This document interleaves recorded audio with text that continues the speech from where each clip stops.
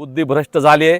त्याला आमच्या इथं बीडला एक मोगले डॉक्टर म्हणून आहेत किंवा मग बागलाने डॉक्टर आहेत, त्यांच्या उपचाराची त्याला गरज आहे. योगायोगाने आलायच बीडमध्ये, तर त्याच्या लोकांनी त्याला तिथं दोघांपैकी एकाकडे घेऊन जावं, त्याची मानसिक तपासणी करावी, म्हणजे तो जरा वास्तवात आणि भानावर येईल.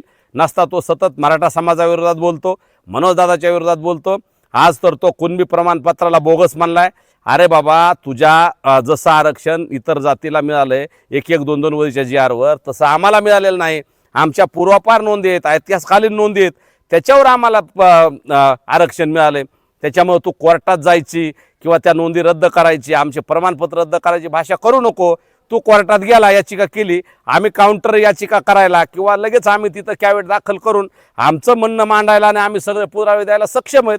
त्यामुळं अगोदर त्याचं मानसिक संतुलन तपासावं आणि नंतर त्यांनी कोर्टात जावं, नाही तर कुठं जावं, जिथं जाईल तिथं.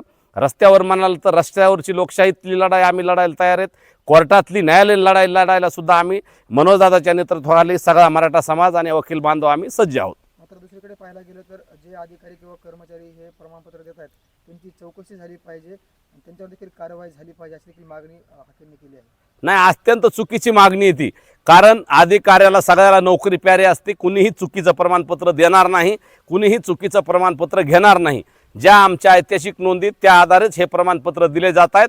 परंतु मराठा द्वेषाचा कावीळ झालेल्या लक्ष्मण हाकेला आणि त्याच्या काही चांडाळ चौकडीला जाणून बुजून मराठा द्वेष करायची सवय लागली.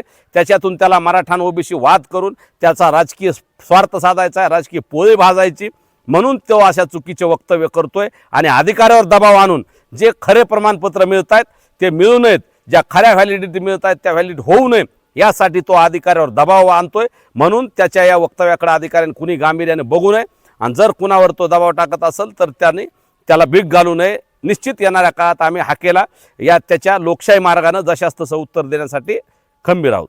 जर जरांगे पाटील उपोषण करीत असतील आणि त्यांना जर कुणबी प्रमाणपत्र मिळत असतील तर आम्ही देखील मोठ्या संख्येने मुंबईमध्ये दाखल होणार असल्याचं लक्ष्मण हाके यांनी सांगितलेलं आहे. अहो, मनोजदादांनी मुंबई बी 2दा गेले, इथं बी उपोषण केलं, उन्हात बी उपोषण केलं. उन्हात उपोषण केलं तेव्हा ह्याने वल्गना केल्या अनेक, परंतु त्या वडीगुद्रेचे आमचे बांधव आहे, धनगर बांधव, त्यांनी तिथं यावेळेस त्याला येऊ सुद्धा दिलं नाही. हो, तिथं उपोषण करायला त्याला जागा मिळाली नाही, नाहीतर त्यांनी चाचपणी केली ती या परिसरात कुठं उपोषण करता येतंय का. परंतु त्याला आता त्याच्या मागं ओबीसी समाज राहिला नाही, धनगर समाज तर नाहीच नाही. आणि त्याला जर खरंच उपोषण करायचं असेल, खरंच जर त्याला नैतिकतेची चाड असेल तर त्यांनी धनगर समाजाच्या एसटीतल्या आरक्षणासाठी उपोषण करावं, आंदोलन करावं. नसता उगच मराठा आणि ओबीसी वाद लावायसाठी ओबीसीवर काहीतरी अन्याय झाला असं भासवायचं आणि मराठा आणि ओबीसी वाद लावायचं हे त्यांनी थांबवावं. आणि धनगर बांधवांनी सुद्धा लक्षात ठेवावं, ओबीसी बांधवांनी लक्षात ठेवावं, याला ओबीसीचा नेता व्हायचंय. अनेक ओबीसीचे नेते आहेत या राज्यात, ते कुणी बोलत नसताना त्यांना माहिती आहे आमच्या सगळ्या नोंदी अधिकृत आहेत, त्याच्यामुळे ते कुणीही तसं चुकीचं वक्तव्य करत नाहीत किंवा टीका करत नाहीत. परंतु त्या सगळ्या ओबीसीचे नेत्याच्यामुळं याला ओबीसीचा नेता होता येत नाही. म्हणून काहीतरी चुकीचं बोलून वायफळ बडबड करून याला ओबीसीचा नेता होण्यासाठी मनोजदादावर आणि मराठा समाजावर अश्लील टीका करायची हा ह्याचा उद्योग आहे. तरी किती असले उद्योग केले तरी ओबीसी समाज, मराठा समाज सगळं ओळखू नये. त्याच्यामुळं हा ओबीसीचा नेता कधीच होणार नाही आणि मराठा आणि ओबीसी वाद सुद्धा कधी लागणार नाही, एवढं मात्र निश्चित आहे. त्याला माहिती आहे बीड मध्ये आल्याशिवाय आपलं दुकान चलत नाही, बाहेर कोणी विचारत नाही ना. आणि काही बोलत ही एक बाई असले माणूस उपचार तज्ञांचीच आवश्यकता आहे, दुसरं कोणी.